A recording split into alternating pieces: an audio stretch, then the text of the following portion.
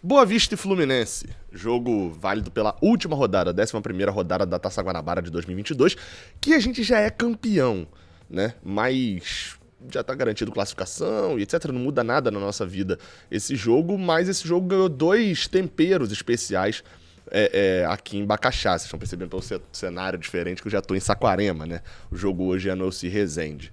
O primeiro deles, o Fluminense pode chegar à sua maior marca de vitórias consecutivas em sua história em jogos oficiais. Essa marca é de 1919, são 13 e a gente já tem 12 vitórias seguidas. Pode alcançar isso, que seria um feito inacreditavelmente grande, como o mundo todo já vem noticiando. E além disso, se a gente ganhar o Boa Vista, a gente chega às 13 vitórias, mas o segundo tempero é o próprio jogo. Muitos titulares e alguns reservas não irão a campo, a gente vai ter a oportunidade de ver jogadores que a gente praticamente não vê e muita oportunidade para garotos que saíram da base do Fluminense. Ou seja, pelo menos gera curiosidade na gente. Tudo que você precisa saber sobre essa partida entre Boa Vista e Fluminense, que acontece hoje, nesse sábado, às 4 horas da tarde, você encontra aqui nesse vídeo de pré-jogo. Então, roda a vida.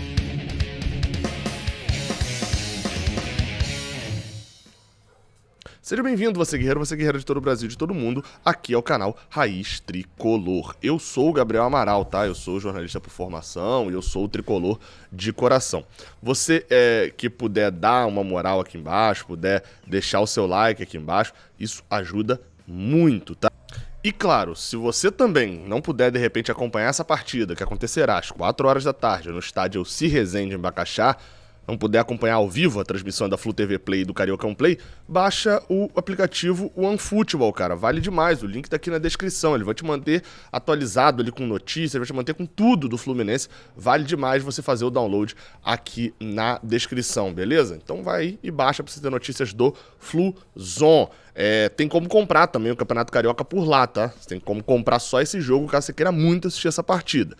Terá transmissão aqui do Raiz Tricolor, né? Estaremos lá no estádio Elci Resende, com pré-jogo, com pós-jogo, com durante a partida também. E a narração, espero narrar muitos gols dessas surpresas do Fluminense no Carioca. Jogo às 16 horas, como eu já falei, é o jogo de número 17 entre Boa Vista e Fluminense. São 9 vitórias do Fluminense, 3 empates e 4 derrotas. As últimas 2 vezes que a gente veio pegar o Boa Vista aqui em Bacaxá, veio pegar o Boa Vista em Bacaxá, a gente venceu sem nem levar gols, né? Numa delas eu estava aqui, inclusive, a vitória em 2019. A gente veio pra cá e conseguiu a vitória. A gente já veio outras vezes, veio em 2020 pegar Cabo Friense, etc. Mas essa em 2019, um 3-0 bonito em cima do Boa Vista. Foi bem marcante também. Tem vlog aqui no canal, se você quiser ir lá ver, foi bem legal. Bem, mas vamos falar desse jogo, né? O principal fator para esse jogo, como eu já abri falando, é a sequência de vitórias. Pelo menos a gente conseguir igualar a sequência de 1919, lembrando sempre, são jogos oficiais, né? A sequência de 13 vitórias seguidas. Pelo menos isso é algo que a gente já colocou como uma meta, né? De que a gente espera pelo menos isso. A gente entende que o jogo contra o Olímpia, lá no Paraguai, é um jogo duro e etc. Que o empate classifica a gente. Então a gente não tem que ficar desesperado para conseguir uma classificação e etc. Um desespero já para essa partida lá do Olímpia chegar a 14 vitórias. Mas essa contra o Boa Vista é possível. Independente disso, assim, não pode um jogador dos 13 principais que a gente tem ali, pelo menos, entrar em campo. Os 11 titulares, você ainda coloca aí Martinelli e Arias. Os jogadores não podem atuar nessa partida, não é o ideal, não é o cenário que a gente quer ver, tá? É bom deixar claro isso, nenhum contexto desse de tentar as vitórias seguidas é mais importante do que a gente conseguir as vitórias na Libertadores e passar de fase. O Boa Vista ia jogar a vida, porque ele estava empatado com Volta Redonda no rebaixamento. Ele tinha perdido 7 pontos no tribunal.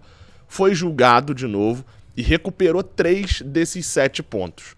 Ou seja, ele havia perdido 7, conseguiu recuperar 3. Com isso, escapou do rebaixamento, que tem mais vitórias que Volta Redonda, e tem 8 pontos. Volta Redonda já está rebaixado com 5 pontos. Ou seja, eles não têm mais a chance de ser rebaixado. Pelo menos é um componente a menos para essa partida. Bem, vamos falar do bola em campo, porque é a parte que, sem dúvida, vocês mais estão aguardando aí, estão esperando, sem dúvida nenhuma. Vou botar a escalação provável aqui do lado, pode ser que tenha algumas mudanças nessa escalação, tá? Então, não bate o olho só e larga pra lá, não. Vamos focar aqui. Primeiro, Muriel no gol, mas pode ser que seja Marcos Felipe. A escalação, essa provável escalação foi divulgada pelo GE. Globo, tá?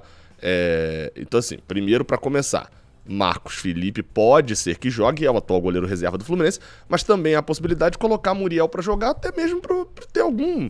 Vai que em algum momento você precise de Muriel, enfim, a gente não tem a certeza ali total, e Marcos Felipe também não é um dos jogadores que seria problemático caso jogasse, né? Então você tem Muriel no gol, possível, pode ser Marcos Felipe também, mas tem Muriel, tem Manuel e Lucas Claro na zaga, cardzinhos pratas, né? Isso é normal e tal, vem jogando bem, até você dar ritmo, até porque esses dois jogadores não estão cansados nem nada, mas você pode usá-los na Libertadores, né? Você tem na lateral direita a mesma situação de Muriel, tá?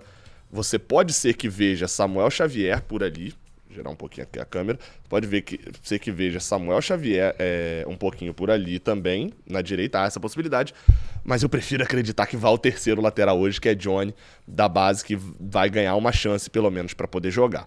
Na lateral esquerda, Mário Pineda, esse também é bem óbvio aí, de que deve jogar, mas existe uma micro chance, tal qual Samuel Xavier, de que Marcos Pedro, também da base, lateral esquerdo, possa atuar também.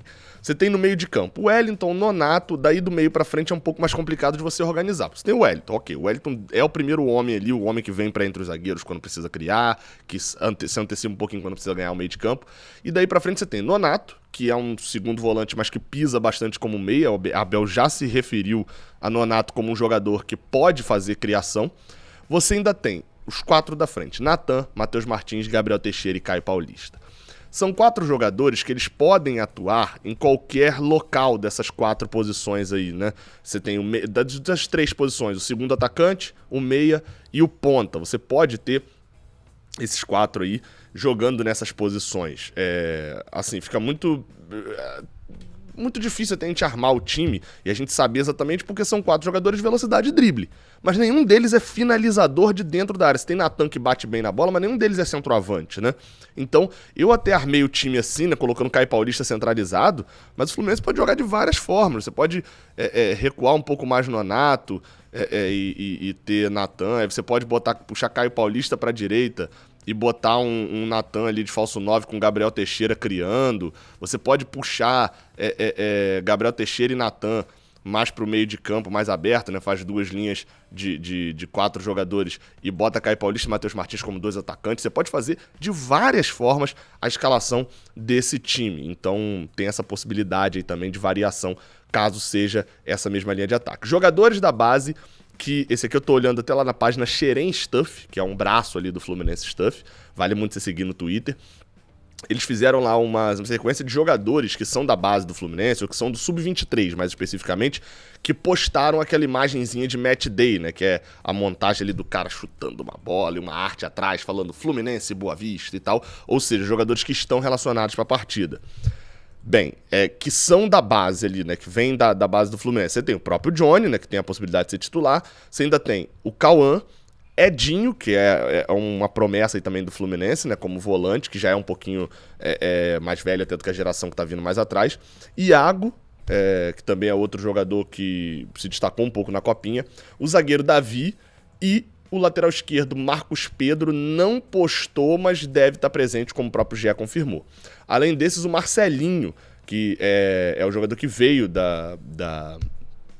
Macaé, também foi outro que postou o match day ali, né? A imagem chamando a atenção para o jogo, deixando claro de que deve estar relacionado. Quanto a outros jogadores que a gente não citou, eu não sei se estão relacionados ou por que não estão relacionados, etc. Obviamente, é uma visão de Abel Braga. Todos esses treinam no Sub-23, então Abel tem a possibilidade de ver os treinos desses moleques. Legal usarem esse jogo que, como eu falei, ele não tem nenhum valor além da sequência de vitórias para dar oportunidade para esses moleques. A gente não sabe ainda quem são todos relacionados, mas a tendência é que o banco de reservas seja praticamente inteiro disso. E vale destacar, esse time titular aqui, e é bom a gente deixar claro, olha o time titular aqui, e esse é o titular que a gente tá pensando, nem essa armação aqui, mas vocês entenderam. Olha a quantidade de verde que tem ali. Desde verde como o Wellington, que são jogadores que não têm a confiança da torcida. Caio Paulista, que já esteve bem e vem de uma sequência muito ruim. Como Gabriel Teixeira também. Você tem Muriel ali, que nesse momento é um jogador completamente descartável, né? No time, né? No futebol mesmo do Fluminense, nem falo necessariamente no grupo. Você tem Natan, que é um jogador que chegou como prata e já tá como bronze. Você tem ali um Matheus Martins, que tá subindo da base agora. Assim, enfim, tem alguns jogadores que não tem toda a confiança. E eu quero deixar claro disso aqui. Hoje é um dia que, se o normal acontecer, o padrão, é dia de passar raiva com alguns jogadores. Porque é o nosso time, e aí esse é interessante, que é literalmente um time de aspirantes. É um time que tá aspirando uma vaga no banco de reservas de um jogo normal do Fluminense. Ou seja, não esqueçam disso. Normalmente, a gente vê o jogo do Fluminense cheio de esperança e dependência até do jogador por fulano e tal. Precisa jogar muito pra gente começar a ter uma sequência. Não. Nosso elenco, o time titular vem muito bem, o time reserva vem muito bem também. E esse é o terceiro time, meu amigo, que é o cara que tá falando assim, meu Deus, ninguém me deu vaga. Eu vou ter que jogar muito aqui pra eu pensar em ter uma vaga. Mas o normal é como eu tô falando assim, hoje não é dia de ver alguém que a gente vai depender ao longo da temporada. É dia de ver, entre aspas, obviamente, tô falando aqui da bola do jogador e da importância dentro do Fluminense, é ver se alguém deles presta pra prosseguir jogando ao longo do ano, né? Obviamente não tô falando de todos, mas é o dia da gente ver quais jogadores que podem ser aproveitados no banco de reservas do Fluminense e serem opções ao longo do ano. Vale um destaque sobre o Boa Vista, tá? Como eu falei, eles não têm chance mais de serem rebaixados, ou seja, aliviou um pouquinho, né? Mais ou menos, porque eles têm chance de disputar a Taça Rio. Esse é o Campeonato Carioca, né? Como eles têm 8 pontos, eles precisam até de uma combinação, assim... Se eles vencerem, né? Se eles vencerem o jogo deles, é uma combinação até bem razoável e provável de acontecer deles irem pra Taça Rio, né? Que é o torneio entre o 5º e o 8º lugar. Porque eles precisam que o Flamengo ganhe o Bangu, eles precisam, acho que... o Vasco também, acho que ganha, enfim. São 2 times... grandes ganharem do pequeno, eles teriam que ganhar a gente, é óbvio, a parada mais complicada. Não, Botafogo ganhar o Audax e o Bangu perder pro Flamengo. E eles vencendo o jogo deles, teria só que ter um vencedor entre Nova Iguaçu e Madureira. Assim, são muitos resultados? São, mas não são resultados absurdos de acontecerem, né? Então eles vão vir pra cima, com certeza eles têm premiação financeira pra jogar a Taça Rio, então não vai ser um jogo tão fácil. Eles têm, que a gente conhece, como você sabe, o Boa Vista é conhecido como o final da carreira dos jogadores que passaram pelo Fluminense. Eles têm o Wellington Silva, aquele lateral direito, e tem Matheus Alessandro, o atacante que veio da Taça das Favelas, passou pelo Fluminense e agora tá lá. A arbitragem da partida, esse eu vou passar bem rapidinho porque tem pouca informação, né? O Felipe da Silva Paludo, um árbitro jovem que só apitou um jogo do Fluminense até hoje. Foi no ano passado uma derrota por 3-0 para a Portuguesa, com sub-23. Alô, Rafael Ribeiro, a zaga hoje é mais confiável, né? Espero eu. Foi o menor dos problemas da partida. Naquela partida ele teve muitos problemas. O Felipe da Silva Paludo não fez uma arbitragem tão ruim. Espero que hoje, mais uma vez, a gente não se lembre de que jogo que ele apitou do Fluminense nessa temporada, porque a árbitra foi feito pra isso, pra não aparecer. Lembrando que não tem VAR. Esse é o último jogo do Fluminense que não tem VAR, tá? Tem que destacar isso daí. Daqui pra frente, todos os jogos do Carioca, tá? Deixando claro, passam a ter VAR. Estarei no Elci Resende e você vai me dar essa moral assistindo a transmissão aqui a partir de 3 horas da tarde. Estou ao vivo, diretamente lá do estádio. Beleza, beleza? A luz deu uma piscada aqui já, 2 vezes. Até a próxima. Valeu. E que eu volte aqui pra narrar uma vitória do Fluminense e a gente chegar a 13 vitórias, né?